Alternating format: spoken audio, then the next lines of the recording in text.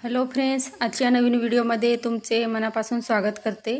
तर आज आपण बघा इथं चौथी साईजचा कटोरी ब्लाउज आहे, तर त्याची कटिंग संपूर्ण पाहणार आहोत। तर बाही सुद्धा इथं 10.5 इंचाची आहे, तर आपण ती सुद्धा कटिंग करणार आहोत आणि पॅटर्न कटिंग करून कापडावरती कसं ठेवायचे ते सुद्धा आजच्या व्हिडिओमध्ये बघूया। तर इथं बघा पेपर घेतलेला आहे, त्याची बंद बाजू माझ्या साईडने ठेवली आणि ब्लाउजची उंची आहे ते इथे मी 13.5 इंच घेतली आहे, कारण कस्टमरचं ब्लाउज आहे। तर कस्टमरची हाईट जी आहे ती कमी आहे, म्हणजे तयार ब्लाउज त्यांना 12.5 इंचाचा पाहिजे, तर मी 1 इंच मार्जिन घेतलंय। तर बघा त्यासाठी मी इथं 5 इंच शोल्डर घेतलं, त्याच्यानंतर बघा 5.5 इंच इथं मी मुंड्याचं माप घेतलेलं आहे आणि बघा शोल्डर आणि मुंडा आपल्याला त्या पद्धतीने जोडून घ्यायचा आहे। तर पहा इथं मी जोडून घेतला। त्याच्यानंतर छातीचा आपल्याला चौथा भाग टाकायचा आहे 8.5 इंच, तर पाहू शकता इथं, आणि 1.5 इंच इथं मी मार्जिन घेते। तर तुम्ही इथं 2 इंच सुद्धा मार्जिन घेऊ शकता जर तुम्हाला मार्जिन जास्त हवं असेल तर। मी इथं 1.5 इंच घेते, तरी भरपूर अशा म्हणजे 5 तरी एक्स्ट्राच्या शिलाईन आपल्याला टाकता येतील, एवढं कापड एक्स्ट्रा राहतं, तर त्यासाठी 1.5 इंच बरोबर आहे। तर बघा इथं 8.5 इंच छातीचा चौथा भाग अधिक 1.5 इंच 10 इंच झालं। तर खालच्या साईडला सुद्धा मी 10 इंच घेतलेलं आहे। तर खाली बघा आपण जे टक्स घेत असतो त्याच्यासाठी मी इथं जेवढं आपण छातीची घडी वरती घेतली तेवढीच खालच्या साईडला सुद्धा घेतलेली आहे। आता इथं बघा मुंड्याचं माप टाकायचं आपल्याला, तर पाठीमागचा मुंडा 1.5 इंचावरती घ्यायचा आणि पुढचा जो मुंडा आहे तर तो 1 इंचावरती घ्यायचा आहे। त्याच्यानंतर बघा आपल्याला जसं आकार द्यायचा जमत असेल त्याच पद्धतीने फिरवून घ्यायचं। आता जिथं छातीचा चौथा भाग घेतलेला आहे आपण तिथपर्यंत हा आकार आपल्याला घ्यायचा आहे बघा। आणि पाठीमागचा गळा जो आहे तो थोडा डीप होता, म्हणजे मागे फक्त 2-2.5 इंचाची पट्टी होती, त्यासाठी मी इथं बघा पाठीमागचा जो मुंडा आहे तर तो कमी केलेला आहे। तर या पद्धतीने बघा आता आखून घेतलं, 2 लाईनी कमी घेतलेली आहे पाठीमागचा मुंडा 1.5 इंच आपण मार्किंग केलं होतं तर त्याच्या खाली घेतलेलं आहे मी। आता इथं बघा आपल्याला कटिंग करून घ्यायची आहे, तर पाठीमागचा जो पार्ट आहे त्याची कटिंग करून घेऊया, नंतर आपण पुढच्या भागाची कटिंग करणार आहोत। जशी मार्किंग केलेली आहे सेम त्याच पद्धतीने मी इथं कटिंग करून घेते। तर पहा इथं आता गळारुंदी आपल्याला इथं घ्यायची आहे 2 इंच, 5 इंच शोल्डर घेतलं, मग आता 2 इंच गळारुंदी घ्यायची। तर हे लिहून घेऊया, 2 इंच गळारुंदी, 5 इंच शोल्डर, 5.5 इंच मुंडा। इथं आपण बघा 1 इंच आणि इथं 1.5 पेक्षा कमी घेतलं होतं। आता बघा पाठीमागचा जो मुंडा होता तो आपण कमी केला होता, तर तेवढंच बघा आता खालच्या साईडला सुद्धा मी पुढचा जो मुंडा आहे तर तो कमी केलेला आहे आणि पहिली जी लाईन होती त्याला क्रॉस मारून घेतलं, म्हणजे काय होईल की गळा जरी मोठा होईल तरी ब्लाउज जे आहे ते बरोबर येईल। आता 8.5 इंच इथं आपली छातीची घडी आणि 1.5 इंच मार्जिन। त्याच्यानंतर बघा पुढचा जो गळा आहे तो इथं मी 6 इंच घेते। तर पहा इथं खालच्या साईडला सुद्धा 2 इंच घ्यायचं आणि आपल्याला पुढचा जो गळा आहे त्यासाठी इथं बॉक्स तयार करायचा आहे। तर याच्यापेक्षा जरी हाईट जर कमी असेल ब्लाउजची तर पुढचा जो गळा आहे तो 5.5 इंच घ्यायचा आहे। तर त्याच्यानंतर बघा 1 इंच वरती मार्किंग केलं खालून आणि गळ्याचा शेप देऊन दिला पुढचा गळा। तर सिंपल असा मी इथं गोल गळा घेते। आता आपल्याला क्रॉसपट्टीचं मार्किंग करायचं आहे, तर गळ्याकडून बघा इथं 2.5 इंच घ्यायचं आणि मुंड्याकडून 2 इंच। तर पेपर पॅटर्न कोणताही साईजचं तयार करत असताना 2 आणि 2.5 ची गळारुंदी इथं क्रॉसपट्टी आपल्याला घ्यायची आहे। तर या पद्धतीने आकार देऊन दिला बघा आता। त्याच्यानंतर आपल्याला मुंड्याकडून 4.5 इंचावरती मार्किंग करायची आहे। तर हे लहान साईजसाठी आहे, म्हणजे 34 पर्यंतच आहे, 28 ते 34 पर्यंत, आणि 36 पासून पुढच्या साईजसाठी 5.5 इंच घ्यायचं आहे इथं।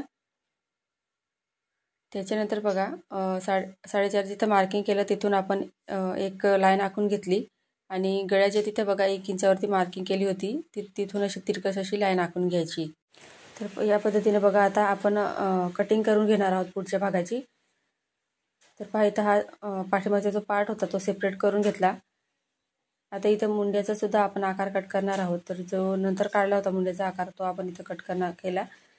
त्याच्यानंतर बघा क्रॉसपट्टी आणि कटोरी जी आहे ती सेम त्याच पद्धतीने कटिंग करायची आहे। तर कटोरीची कटिंग तुम्हाला एकदम सोप्या पद्धतीमध्ये मी दाखवणार आहे. तर इथे बघा मी दुसरा पेपर घेतलेला आहे. तर आता आपण कटोरी कशी वाढवायची ते पाहूया.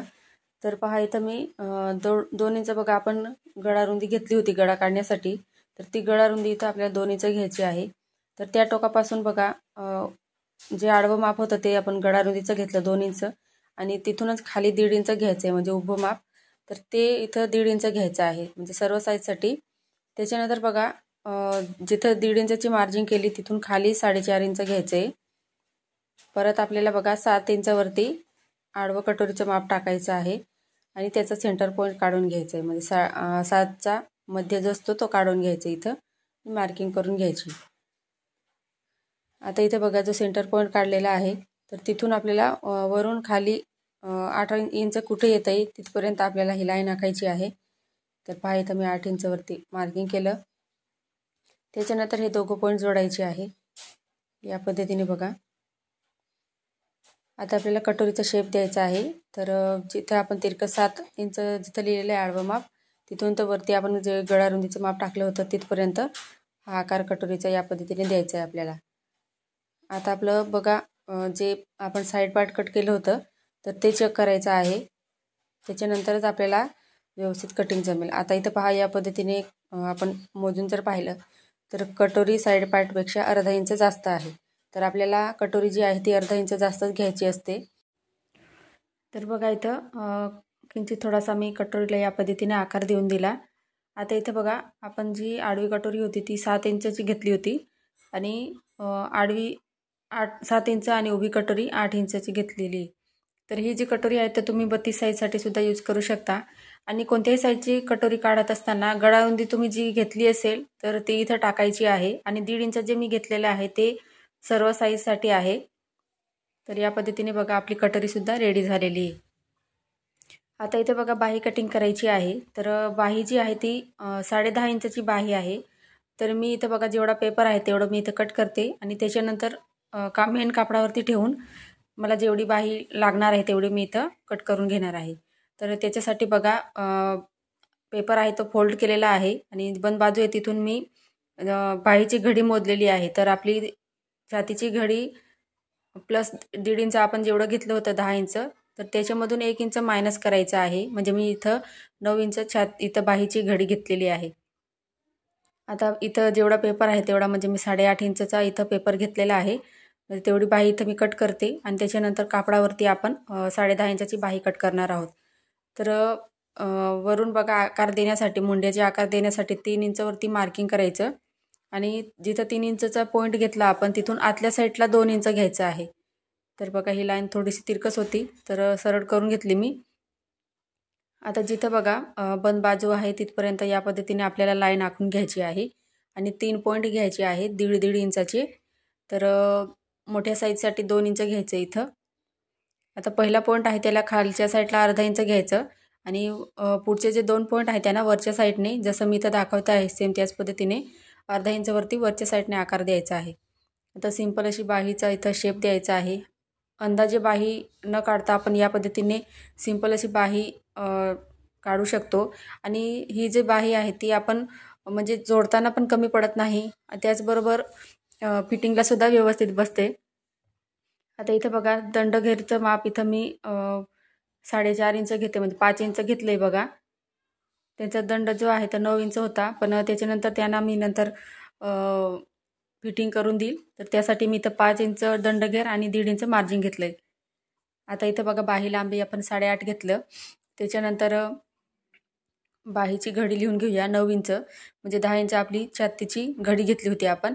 त्याच्यानंतर आपण कट करून घेणार आहोत. तर बाहीची कटिंग आहे तर ती बघा वरचा जो आपला मुंड्याचा आकार आहे तर तो सर्वात पहिले कट करायचा आहे.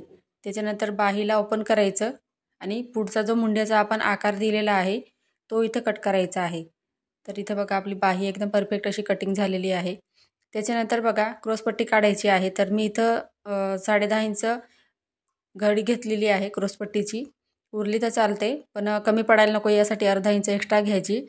तर 10.5 इंच घेतली बघा घडी चौथी साईजसाठी. आता एका साईडला 3.5 इंच आणि दुसऱ्या साईडने 3 इंच घ्यायचं आहे या पद्धतीने आकार देऊन आपल्याला क्रॉसपट्टीची कटिंग करायची आहे. आता इथे बघा मेन कापड घेतलेलं आहे, कारण बाही जी आहे ती 10.5 इंच आहे, त्यासाठी मी 1 मीटर अस्तरचं कापड घेतलेलं आहे आणि त्याच्या बंद बाजूने आपल्याला जो पाठीमागचा जो पार्ट आहे तर तो ठेवायचा आहे आणि सिंपल असं जसं आहे तसं इथं मार्किंग करून घ्यायची बघा. कुठलीही एक्स्ट्रा आपल्याला मार्जिन न घेता या पद्धतीने कटिंग करायचं आहे.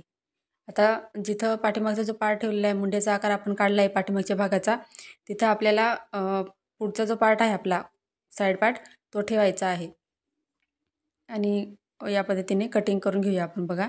तर मार्किंग केलेलं दिसतंय खडूची मार्किंग, त्याच्यावरती मी कटिंग करते. आता खालच्या साईडला सुद्धा एक्स्ट्राचं इथं कट करून घेते मी. तर ही जी पट्टी आहे ती आपण हुकपट्टीसाठी यूज करू शकतो. तर त्यासाठी मी एक्स्ट्राची पट्टी सोडूनच इथं जो पार्ट आहे तो ठेवलेला आहे. आता इथं बघा हे दोघं पार्ट आपले इथं कटिंग झालेली आहे. त्याच्यानंतर आपल्याला इथं सर्वात पहिले बाही कटिंग करून घेऊया, म्हणजे पुढचे पार्ट कट करायला आपल्याला सोपं जाईल. तर अस्तर आहे ते खालीवर आहे, त्यासाठी मी व्यवस्थित ठेवून घेते बघा सर्वात पहिले. तर तुम्ही या पद्धतीने सुद्धा बाही इथं ठेवू शकता, पण या पद्धतीने बघा मोजून घेते मी. पण बाकीचे पार्ट काढायला आपल्याला कापड राहायला पाहिजे, त्यासाठी मी या पद्धतीने कापड फिरवून घेतला आणि घडी घालून घेते बघा. तर व्यवस्थित अशी घडी घालायची आणि जेवढी आपण बाहीची घडी कटिंग करताना घेतली होती 9 इंच, तर तेवढी घडी येते की नाही ते चेक करायचं आणि या पद्धतीने बघा बॉक्स तयार करून घ्यायचा आहे. तर पहा इथं या पद्धतीने मी बॉक्स तयार करून घेतला, म्हणजे आपल्याला बाहीची कटिंग करायला सोपं जाईल. खालच्या साईडला सुद्धा खालीवर कापड होता, त्यासाठी मी कट करून घेतलं. आता जी बाही कटिंग केली होती तर सेम ती त्याच पद्धतीने ठेवायची आहे बघा आपल्याला आणि मुंड्याचा आकार जो आहे तो काढून घ्यायचा आहे. तर इथं 5 इंच आणि दंडघेरचं इथं मार्किंग करून घेतले मी. तर हा झाला पाठीमागचा मुंड्याचा आकार. आता बाही ओपन करायची आणि पुढचा मुंड्याचा आकार देण्यासाठी या पद्धतीने बघा कट करून घ्यायचं आहे. तर किती सोपी पद्धत आहे बाही कटिंगची. तर एकदा तुम्ही नक्की ट्राय करा आणि जोडताना सुद्धा कमी पडत नाही. खूप सोपी पद्धत आहे बाहीची, म्हणजे नवीन जरी तुम्ही शिकत असाल तरीसुद्धा तुम्हाला सहज जमेल. तर पहा इथं बाहीची कटिंग झाली. आता इथं बघा पुढचे जे पार्ट आहे ते बाकीचे ते कट करणार आहोत. तर मी इथं कटोरी कटिंग करणार आहेत, त्यासाठी बघा मी इथं कापड चेक करून घेतलं, म्हणजे आपल्याला क्रॉसमध्ये कटोरी ठेवायची असते, म्हणजे ती अंगात काय होते एकदम परफेक्ट अशी बसते. तर या पद्धतीने बघा मी कटोरीचं मार्किंग करून घेतलं आणि कटिंग करून घेते आता. तर जसं आहे तसंच मार्किंग करायचं आहे. तर जशी आपण बघा पॅटर्न होतं कटोरीचं ते तर तिरकस धाग्यात ठेवलं आपण, तर मेन जो कापड असतो आपला त्याच्यात सुद्धा पण त्याच पद्धतीने ठेवायचा आहे, म्हणजे कटोरी एकदम परफेक्ट बसते. आता इथं बघा मी जो क्रॉसपट्टीचा पार्ट आहे तो सुद्धा ठेवला आणि आता कटिंग करून घेते. तर इथं सर्व पार्ट आपले रेडी झाले. आता हा बघा हा ब्लाऊज पीस आहे. तर जी लायनिंगची डिझाईन दिसते तुम्हाला बघा, तर ती आडवी डिझाईन दिलेली आहे. तर त्यांना बाही लांब पाहिजे, तर बाही जी आहे बाहीवरती या लायनिंग आहे ते सरळ पाहिजे त्यांना. तर त्यासाठी मी या पद्धतीने कापड आहे तो व्यवस्थित ठेवला. तर पाहू शकता इथे तुम्ही. त्याच्यानंतर सर्वात पहिले मी बाही कटिंग करणार आहे इथं, म्हणजे आपलं बाकीचा जो पार्ट आहे ते व्यवस्थित बसतील. तर खालच्या साईडला कापड खालीवर करायचं, म्हणजे व्यवस्थित आहे की नाही चेक करायचं. त्याच्यानंतर बघा अर्धा इंच किंवा पाव इंचाची मार्जिन सोडून आपल्याला कापडावरती अस्तर ठेवून कट करून घ्यायचं आहे. आता इथं बघा कापड फिरून घेतला आणि बंद बाजू माझ्या साईडने ठेवलेली आहे, कारण आपल्याला इथं पाठीमागचा जो पार्ट आहे तो ठेवायचा आहे. त्याच्यानंतर बघा इथं मी साईड पार्टसुद्धा त्याच्याच बाजूला ठेवलेला आहे. जसं आपण बघा अस्तरवरती पॅटर्न ठेवले होते सेम त्याच पद्धतीने ठेवलेले आहेत. तर इथे बघा सर्व पार्ट जे आहे ते अर्धा इंचाची मार्जिन सोडून आपल्याला कटिंग करून घ्यायचे आहे. तर फ्रेंड्स, तुम्हाला आजचा व्हिडिओ कसा वाटला कमेंटमध्ये मला नक्कीच सांगा आणि व्हिडिओ जर आवडला असेल तर प्लीज लाईक करा आणि चॅनलवर नवीन असाल तर चॅनलला सबस्क्राईब करायला विसरू नका, जेणेकरून नवीन व्हिडिओ सर्वात पहिले तुमच्याजवळ पोहोचेल. पुढचा व्हिडिओ तुम्हाला कोणत्या टॉपिकवर पाहायचा आहे ते सुद्धा मला नक्की कळवा. धन्यवाद.